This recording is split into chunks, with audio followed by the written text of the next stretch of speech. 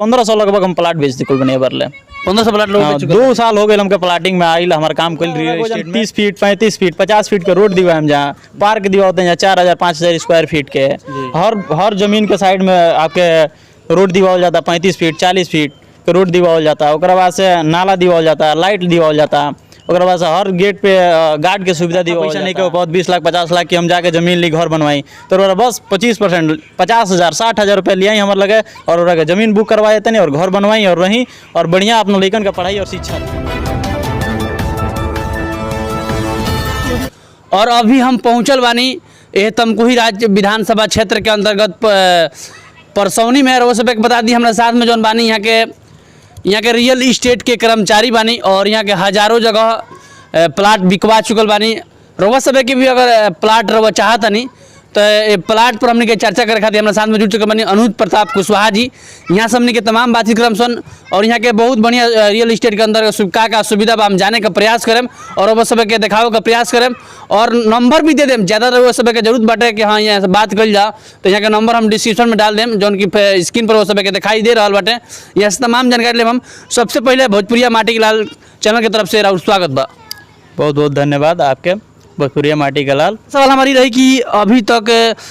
रउआ कहाँ प्लाट भी कचल बन रउआ यहाँ का सुविधा बा और ये जमीन कहाँ मिल रहा बा। देखिए हमारा यहाँ लखनऊ गोरखपुर देवरिया सोनबरसा में प्लाट उपलब्ध बाटे जी। अगर आपके लखनऊ में प्लाट चाहिए घर बनाओ के तो आसान किस्त पे आपके प्लाट दिलवा दें हम वो 0% ब्याज पे 0% ब्याज पे रोरा के प्लाट अपन दिलवा दें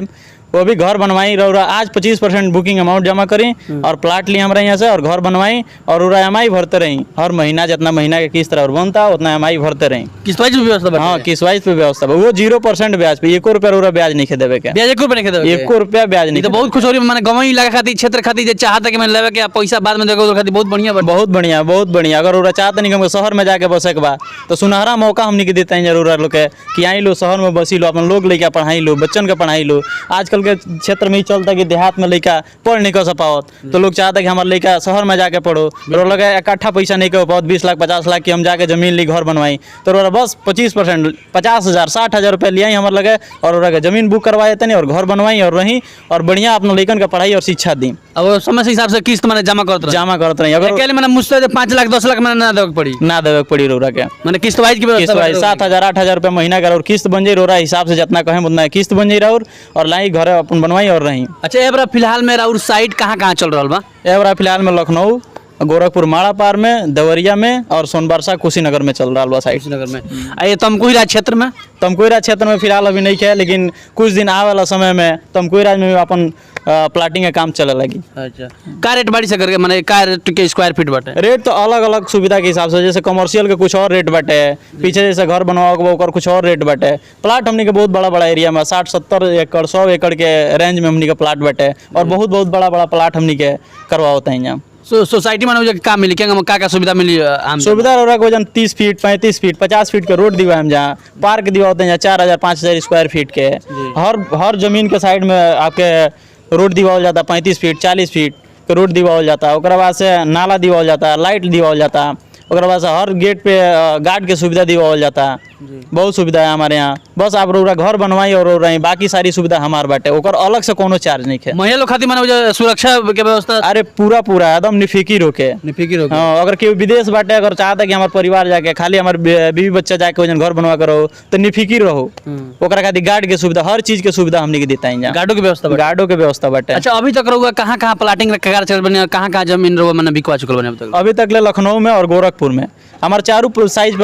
साइड जितना भी हुआ चारों जगह पे हम प्लाट बेच चुके 1500 लगभग हम प्लाट बेच दी कुल बने बरले 1500 प्लाट लोग 2 साल हो गए हमके प्लाटिंग में आइल हमारा काम कल रियल एस्टेट में। दूसरे कि हमारा चैनल के माध्यम से अगर केहू कस्टमर तैयार होता टे अगर वो एक मुश्त अगर दिया चाहता टे जैसे किस्त वाइज नहीं के चाहता बजट बा उतना के अगर देवे के चाहता फुल पेमेंट तो ओकरा खातिर का डिस्काउंट बाटे स्पेशल में बात पे हम 5% के डिस्काउंट तो ऐसे बाटे और छठ दीपावली में भी ऑफर बाटे क्योंकि छठ दीपावली में ऑफर बाटे हाँ छठ दीपावली में ऑफर बा लेकिन वो चीज़ के हम शेयर नहीं कर चाहत जब कस्टमर हमारे लगे हैं उनका खुद हम अपना तरफ से कुछ ऑफर दें लेकिन फुल पेमेंट पर अगर फाइनल पेमेंट देता है तो 5% के डिस्काउंट अपना तरफ से देता नहीं। बिल्कुल देख सकते हैं कि हमने के रहनी सन हमारा साथ में अनुज प्रताप कुशवाहा जी और यहाँ के प्लाटिंग वहाँ के कहाँ साइट बाटे वो हमने के बात विचार करनी है सर और कितना रेंज बाटे ये भी बात करनी है सर। अगर वो सब के अधिक जानकारी लेवे के बाद यहाँ के नंबर हम जो इस चैनल पर चल रहा बाटे वो सब के स्क्रिप्ट दिखाई दे रहा स्क्रीन पर हम चाहें एक बार और संपर्क करी। अच्छा कस्टमर से लास्ट में क्या कहल चाहे? कस्टमर से यह कहल चाहे कि आई और सुविधा ली और अपना बच्चन के शहर में पढ़ाओ के काम करें। बिल्कुल देख सकते हैं कि बहुत ही सुनहरा लोगों का अवसर बाटे छठ दीपावली पर गिफ्ट के भी अवसर बाटे वो सब के वीडियो को लगातार शेयर करी ताकि ये क्षेत्र लखनऊ सोनबरसा गोरखपुर और अपन तमकुही क्षेत्र में भी वो सब के जमीन अगर लेवक बाटे तो ये नंबर पर संपर्क करी। बाकी सभी देखने खातिर दर्शक बंधु के धन्यवाद। जय भोजपुरी जय भोजपुरिया।